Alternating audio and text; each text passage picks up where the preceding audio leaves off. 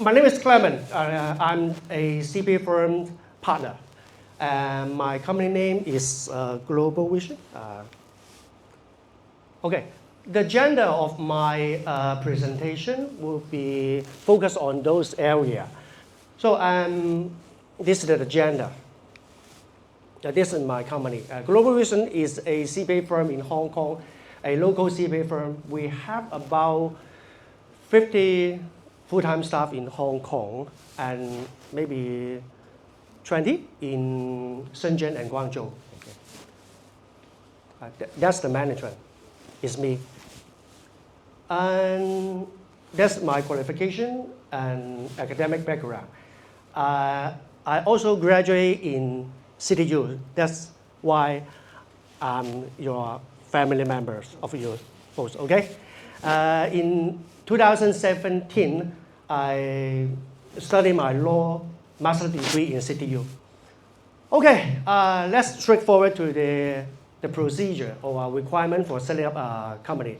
It's simple and not expensive. You don't need to worry about whether I can set up a company or not. The answer is 99.999% you will be success. Yeah. No difficulty at all. What you need, if you have a Hong Kong passport or Hong Kong ID card, permanent ID card, then you can provide the Hong Kong ID card. But maybe you do not have a permanent Hong Kong ID card at the moment, so we will, as an accountant, we will ask you to provide your passport, no matter China, US, whichever country you have. Because I'm not sure whether it's political issue. Recently, we as accountant is required to know the nationality of the applicant. That's why we need your passport, but not just a Hong Kong ID, the China ID or a Hong Kong temporary ID card. Secondly is a residential address proof. Residential address proof means that where normally you live. Maybe now you live in the campus, or maybe you live in Shenzhen, you travel to Hong Kong, or you have several residential addresses in US, in mainland China or Hong Kong. You just provide once. You normally live there. Address book can be a kind of electricity bill, a broadband bill, or even bank statement. But PO box, you never live in a PO box, right? So address proof for PO box cannot be accepted. For setting up a company, the most critical document is the identity card and the residential address proof. That's it. But sometimes we may ask you for further documentation. For example, business proof or even wealth proof. Because all professional, like lawyer and accountant, is required by the law. We must do a KYC, know your client, or we say due diligence. Due diligence is 尽机审查. We need to know your background and your business. Have a simple idea. So maybe you are a sanctioned person. We are not known. Or you may act as some sanctioned person. For example, you may be an agent of South Korea, the president of South Korea. We don't know. We need to check. That's why maybe we will ask you some further document. From 2018, the launch of that law, we say anti-money laundering, the law. Lawyer and accountant mostly, and the license holder for TCSP license holder, are also required to conduct a due diligence before we accepted the client. That means use.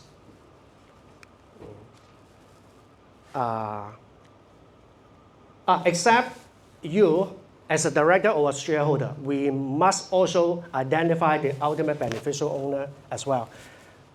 I have one case, a daughter come to my company with his mom, saying that I would like to set up a company. And the director and the shareholder is the mom, 60 years old ladies.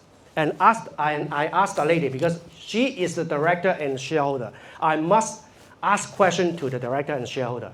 Okay? But whatever question I asked, the mom said, sorry, I don't know. You ask my daughter. Oh my God. You are the director and shareholder, but you don't know everything. That means that director and shareholder is a shadow. Okay? He's not the real director. He's not the real control person. That's why we must identify who behind her. Okay? And the ultimate beneficial owner. We must identify the ultimate beneficial owner as well. Okay? Okay, when we set up the company for you, we will consider some risk of you because you are the client of us. We need to assess those three core risks: customer risk, country risk, or service risk. Okay, we cannot work with provide service to those sanctioned country or some sanctioned person. Okay. Or if your service is a very high-risk service, we may ask you more supporting document. What kind of service may be high risk for those cash intensive? Maybe, because I don't know where's your cash come from. Okay. Okay.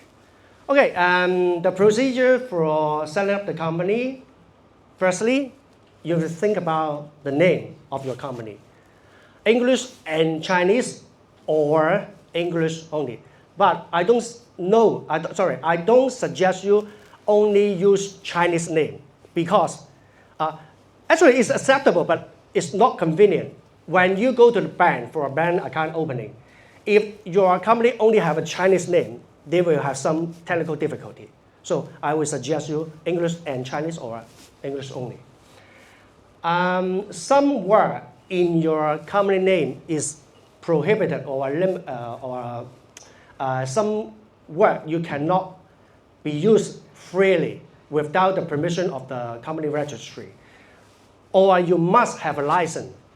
For example, you cannot set up a company, say that ABC Bank Limited, because the name bank is prohibited or is a restricted word, restricted by the company registry. You cannot use them freely.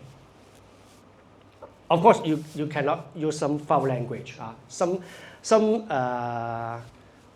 tricky word or some word is not proper. You may not use it. Okay. Okay.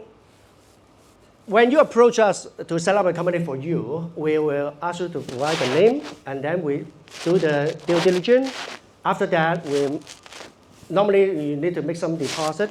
But of course, today under our plan, as I remember, the first year or the setup fee is 0 for you guys. Okay, and then we prepare the incorporation signing document for you, and we normally submit the hard copy, the original copy, to the company registry. It takes about 7 working days after submission. But if you want swift application, online registration is okay. Normally take 1 day only. Okay, the pro and con for setting up a limited company. Maybe William has gone through. This William go through those points? No? The pro and con for a limited company. Okay, I suppose no. Okay, because if you want to set up a company in Hong Kong, actually you have few choice: a sole proprietor, partnership, and normally limited company. I will skip the sole pro because I don't think you will be interested of it. Okay, for a limited company, the pro and con. Okay, pro. Limited liability for shareholder. Okay, the company itself is unlimited, okay? But the shareholder of the company liability is limited. And I would supplement a bit to respond to the question you two guys asked William for the group, the share cap structure and how much you want, it's best for you to invest. Generally, 100 or 10,000 will be fine. We will suggest the client, but of course you will know that 100 or even 10,000 cannot be operate a company, right? I think maybe at least several hundred thousand, at least, okay? So for those cash you ingest into the company, I would suggest you treat them as a loan from the shareholder, okay? The loan from the shareholder has flexibility. That means if your company go into bankruptcy, okay, there's a priority. You can get the money before some creditor, okay?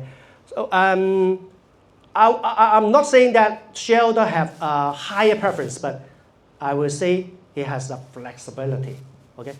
And if the share capital, you specify them as a capital, those capital only can get back after all other creditor. So, for example, if the company need 1 million Hong Kong dollar for operation, you may set the share capital as 10,000 only. And how about the 99?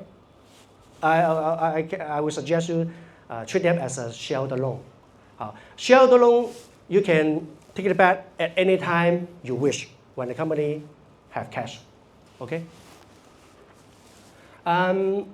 Limited also have a better corporate image because the supplier to work with you, they prefer limited company because limited company information is transparency in the company registry. They know who is the director, they know who is the shareholder.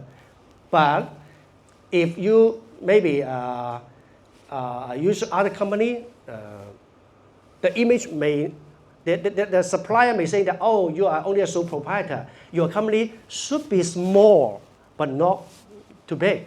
They have the concept, okay?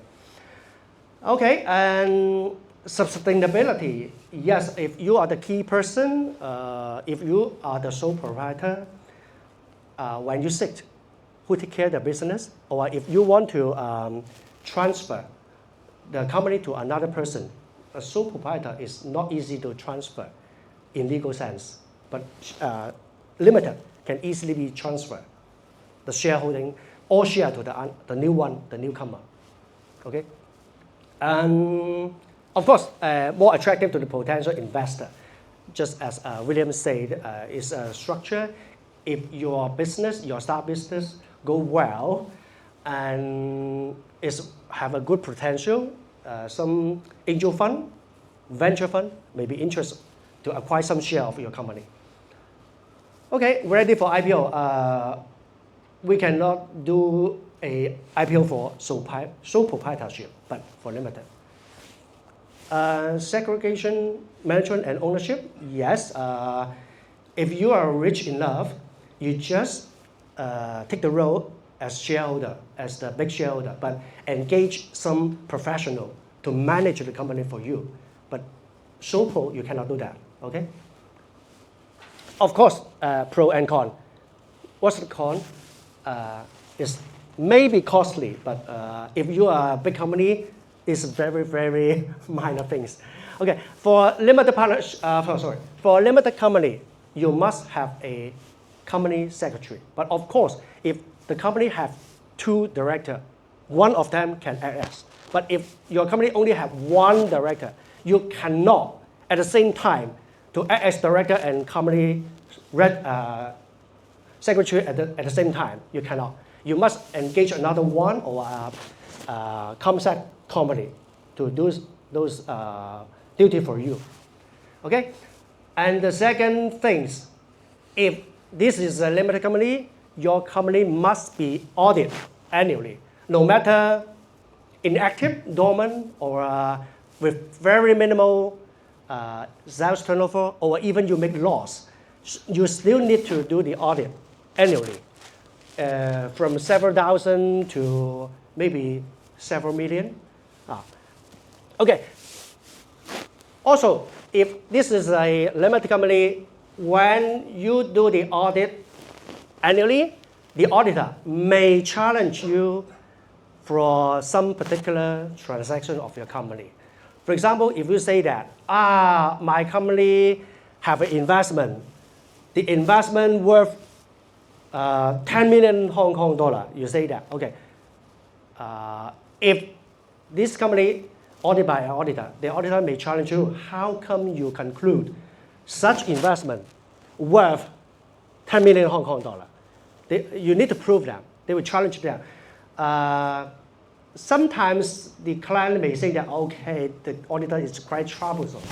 They always give us some trouble, okay? But of course, if you, the ultimate goal, you want to do IPO or attract some investor, a good governance with a good financial statement audited by the auditor is a best thing for you, okay? Okay, bank account opening. Okay, for setting up a company, it's not a problem, right? As I mentioned, but sometimes open a bank account, you may encounter some difficulty, no matter in Hong Kong or in other jurisdictions. In Hong Kong, for most startup company, you may not have good enough business proof, or you may not have some working experience. So the bank may give you a hard time sometimes. So, but of course, if your business have a good proposal, the bank will consider. Okay.